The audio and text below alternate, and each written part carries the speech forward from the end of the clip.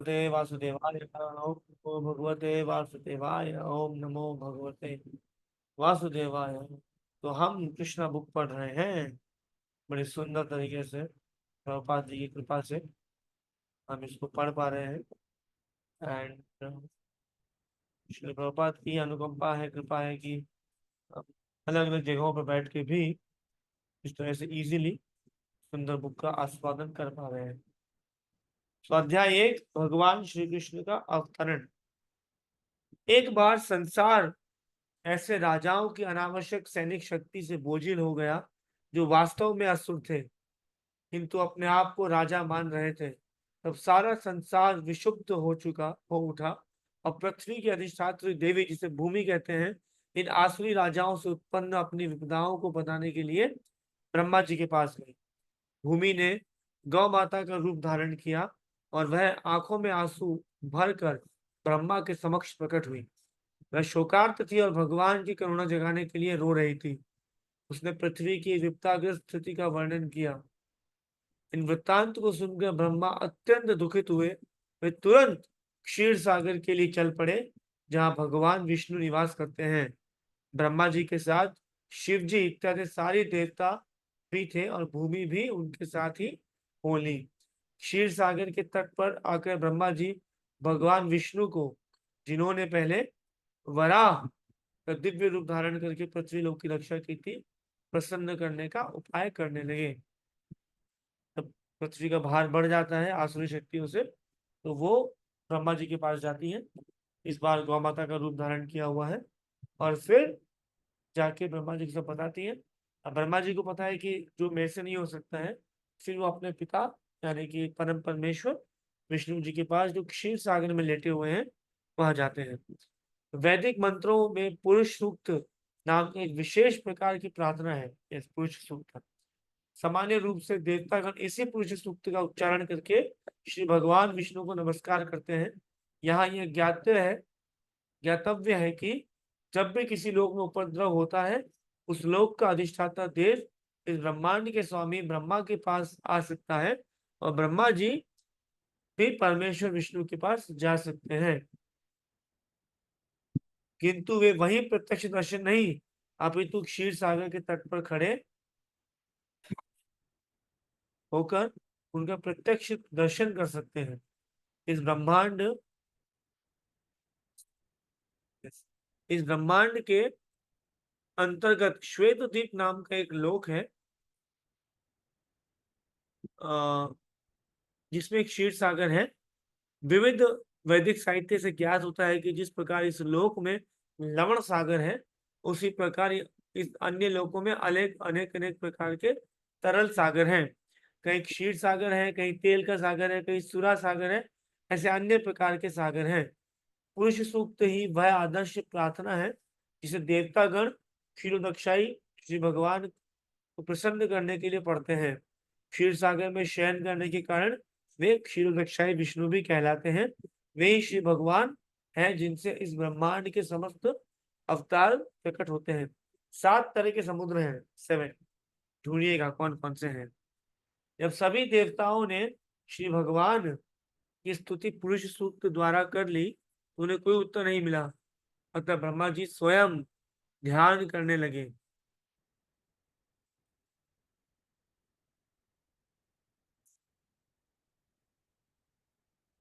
तो भगवान सॉरी ब्रह्मा जी स्वयं,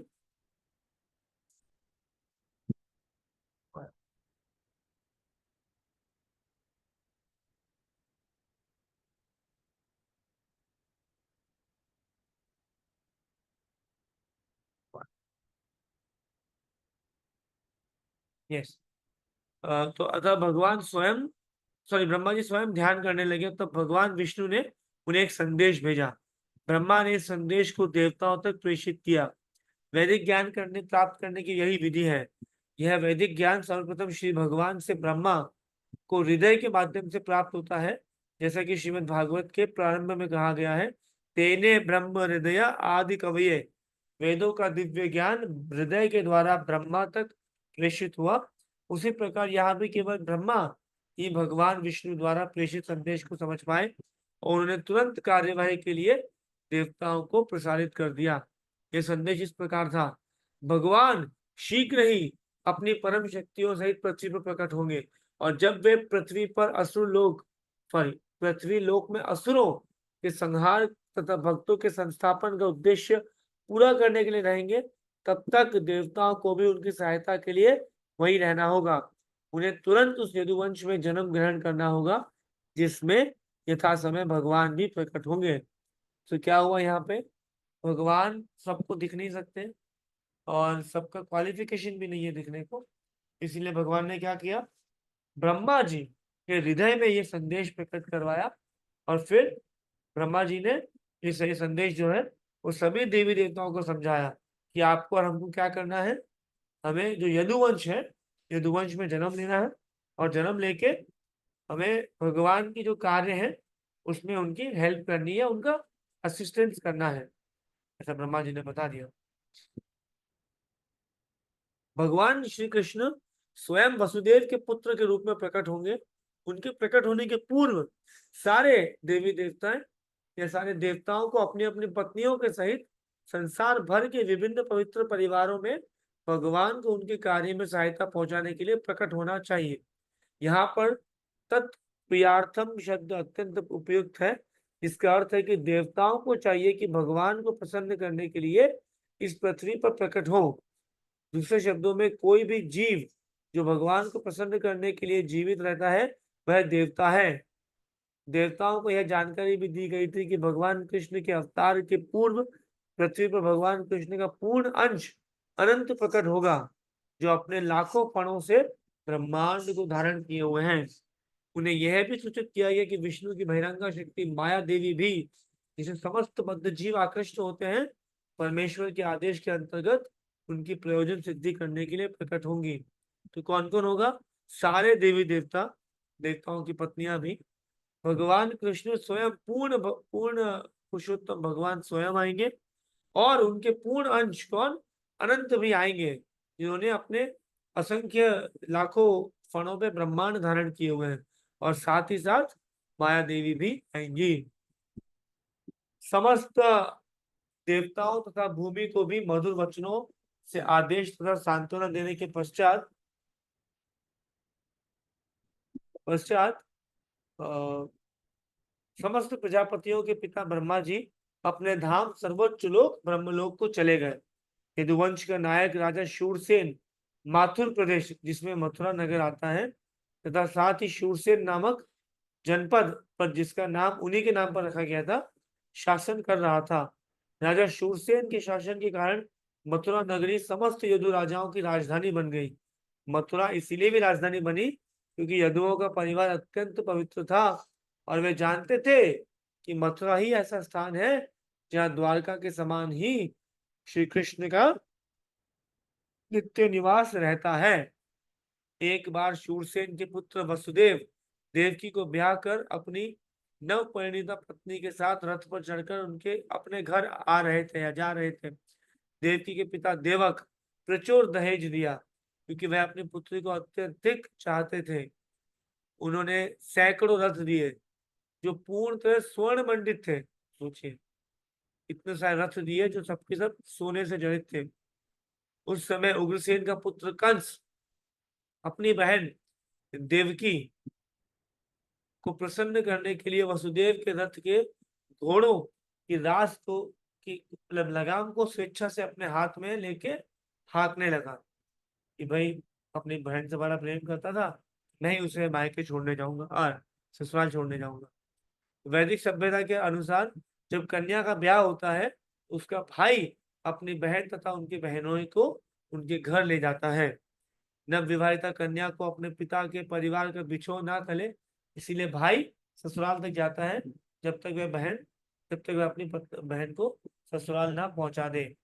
तो कितना सुंदर है ना कि जब बहन को एक विरह होगा कि माता पिता से दूर जा रही हूँ, भाई बहन से दूर जा रही हूँ, तो भाई साथ में जाया करते थे, और वहां से पहुंचा के देख के सब ठीक है, देन भाई आया करते थे। कितना सुंदर है हमारा वर्णाश्रम सिस्टम, या हमारा जो सनातन धर्म है। देवक ने जो पूरा दहेज दिया था वो इस प्रकार था, सुन लो। कितना दहेज दिया गया था। स्वर्ण हारों से मंडित 400 हाथी, 400 हाथी पूरे सोने से सजे हुए थे, 15,000 सुसज्जित घोड़े, 1800 रथ, अपनी पुत्री के साथ 200 सुंदर बालिकाएं भी भेजने की व्यवस्था थी।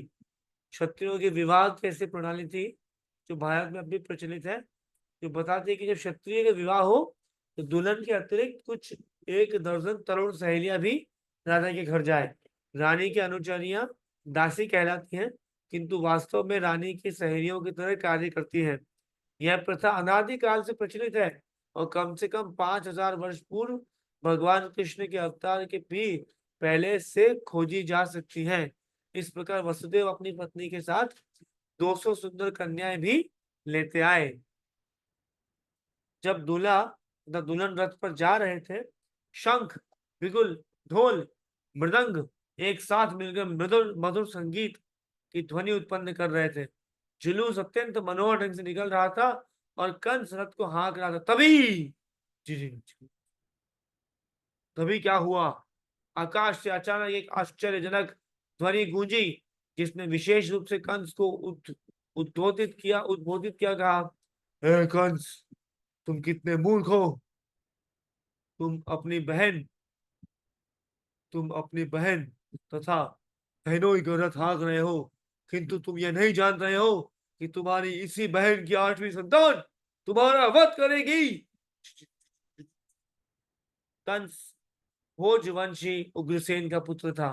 कहा जाता है कि कंस समस्त भोजवंशी राजाओं में से सर्वाधिक आसुरी था।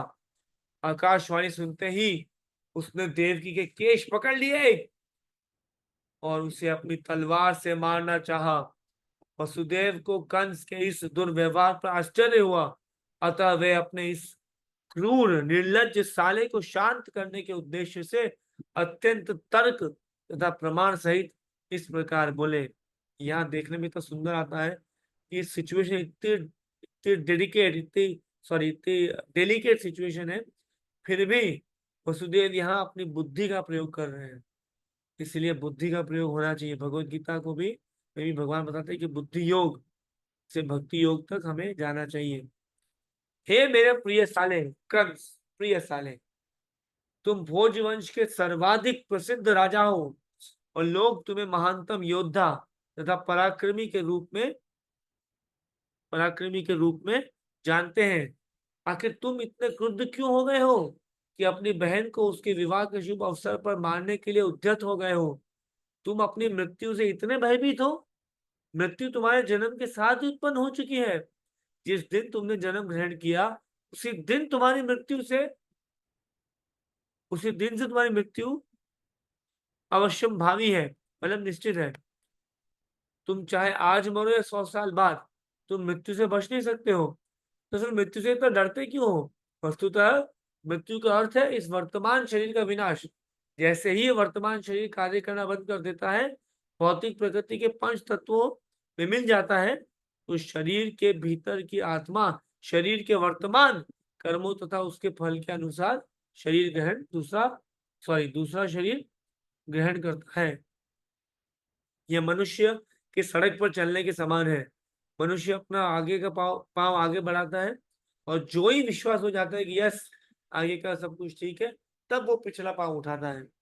इसी प्रकार शरीर भी एक के बाद यह शरीर भी एक के बाद दूसरे शरीर में बदलता रहता है और आत्मा देहांतर करता रहता है। देखो ना, कितनी सतर्कता से पौधे पौधे का कीड़ा एक टहनी से दूसरी टहनी पर जाता है। इसी प्रकार जब उच्च अधिकारी निर्णय लेते हैं कि अगले शरीर कैसा हो, तो जीव अपना शरीर बदल लेता है। जब तक जीव इस भौतिक संसार में बद्ध है, तब तक उसे एक के बाद दूसरा शरीर ग्रहण करना ही होगा। उसे अगला शरीर उसके इस जीवन के कर्मों तथा उनके फलों के अनुसार प्रकृति के नियमों द्वारा प्रदत्त होता है। कितना सुंदर फिलॉसफी समझा रहे, देखिए। जो हम पढ़ते आए हैं कि आत्मा अजन्मा है, अजर है, नित्य है, शाश्वत है, और जो मरता है वो क्या है? वो शरीर मरता है। तो बोलते डरने की जरूरत क्या है? तुम आज मरो कि 100 साल बाद कि 50 साल बाद, मरना निश्चित है, तो डर किस बात का है? आगे बोलते हैं यह शरीर स्वप्नों में देखे जाने वाले शरीरों में से किसी एक के समान होता है।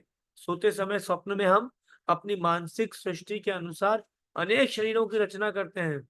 हम पहले से हम पहले से स्वर्ण देखे रहते हैं और पर्वत भी। अतः स्वप्न में इन दोनों को विचारों को मिलाकर हम स्वर्णिम पर्वत देख सकते हैं। कभी होता है ना, हम रात को सोने के पहले या बहुत सारा हमने कुछ सोने के बारे में सोचा, सोना मतलब गोल्ड, और पर्वत देख के आए हो या कोई पर्वत श्रृंखला देखी हो, माउंटेन्स देखी हो, तो नींद में क्या देखेगा, अरे माउंट गोल्डन माउंटेन, जाके ले लेता हूँ। ऐसा सपने में आता है। कभी कभी सपने में हम अपने शरीर को उड़ता हुआ देख लेते हैं और उस समय हम अपने वर्तमान शरीर को बिल्कुल भूल जाते हैं। इसी प्रकार ये शरीर बदलते रहते हैं।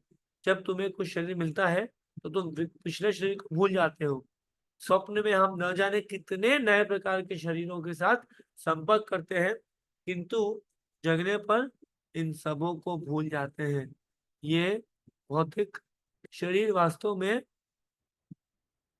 हमारी मानसिक क्रियाशीलता की रचनाएं हैं, किंतु इस समय हम अपने विगत शरीरों का स्मरण नहीं कर पाते हैं। मन बड़ा ही चंचल है। कभी यह कुछ स्वीकार करता है और तुरंत उसी वस्तु को अस्वीकार कर देता है। इंद्र तृप्ति के 5 विषयों रूप, रस, गंध, शब्द और स्पर्श के संपर्क से ही मन स्वीकार और अस्वीकार करता रहता है। चिंतनशील विधि द्वारा मन इंद्र तृप्ति के विषयों के संपर्क में आता है और जीव इच्छा अनुसार विशेष प्रकार का शरीर प्राप्त करता है।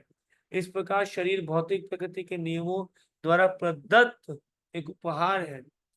जीव शरीर ग्रहण करके अपने शरीर की रचना के अनुसार इस जगत में सुख भोगने या दुख भोगने के लिए फिर से आता रहता है। किसी विशेष शरीर के बिना हम विगत जीवन से प्राप्त मानसिक दशा के अनुसार सुख या दुख का अनुभव नहीं कर सकते हैं।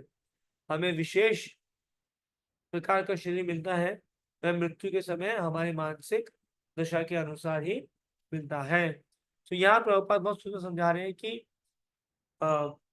यम यम वापि स्मरण भावम जगन्ते अन्ते कलेवरम, कि जिस कॉन्शियसनेस में हम शरीर छोड़ेंगे उसी कॉन्शियसनेस में हमें अगला शरीर मिलेगा।